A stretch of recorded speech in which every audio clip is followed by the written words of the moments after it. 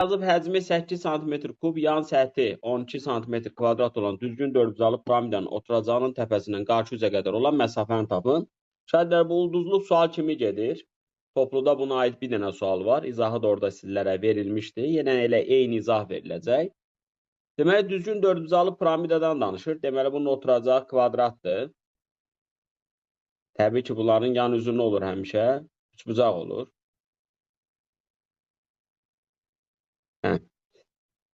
Düzgün deyəndə yan tillərimiz də burada nə olacaq? Bərabər olacaq.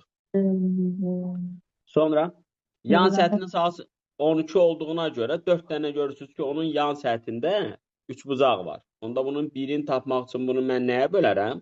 Buranı tapmaq üçün 4-ə bölərəm. Bunun sahəsi nə olar? Deməli, S, B, A, S-miz nə olar? 3 olar. İndi bunu mən niyə tapdım? Deyir ki, dördbucaqlı piramidanın oturacağının təpəsindən qarşı üzə qədər olan məsafəni tapın. Baxın, oturacağının təpəsi bura olsun. Buradan qarşı üzə qədər, bura qədər olan məsafəni bizdən istəyir. Bunu mən necə tapıram? Deməli, bu oturacağın diagonalı çəkəndə neynirdi sanki? Yarıya bölünürdü axı. Siz fikirləşin ki, ümumi fiquru mən buradan yarıya bölürəm. 2 dənə sanki gətirirəm üçbucaqlı piramidaya. Belə düşünün. Anladınız mı? Bu S ayla bunu bölürəm 2 dənə üçbucaqlı piramidaya. Onda bax, bunun ümumi sahəsi 8 olduğu, həcmi 8 olduğuna görə o yarıda alınan piramidanın həcmi nə qədər olar? 4. Və bunun oturacağı bu dəfə üçbucaq olar. Bax, bura fikir verin. Bura A-dır, bura B-dir, bura bir dəfə C-dir. Bax, C-ni indi yuxarıda götürürəm.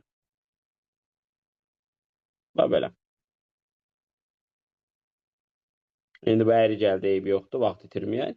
Bax, bizdən buradan bura qədər olan məsafəni istəyir. Yəni, yuxarıdan aşağı qədər olan nə istəyir? Hündürlüyü istəyir. Burada bir, tutaq ki, K deyək. Onda uşaqlar necə taparıq bunu?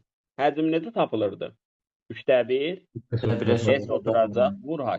Amma bunun həcmi verilənin həcminin yarısıdır. Bunu unutmayın. İndi S oturacaq nə qədərdir? 3-dür. Qaldı H bərabərdir 4. Mikrofon kodunu alın uşaqlar. Anladıq? Bəli.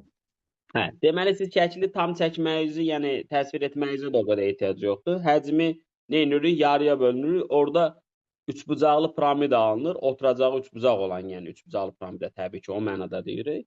Onda onun həcmi üçün düsturu yazırsınız. Baxın, 4 dənə üçbucaq vardı. Birinin üçbucağın sahəsini necə tapdım? 4-ə böldüm. Buranın sahəsi nə oldu? 4-ə böldüm, tapdım. Sonra da oranı oturacaq qəbul elədim. Onun həcmi üçün düstur yazdım.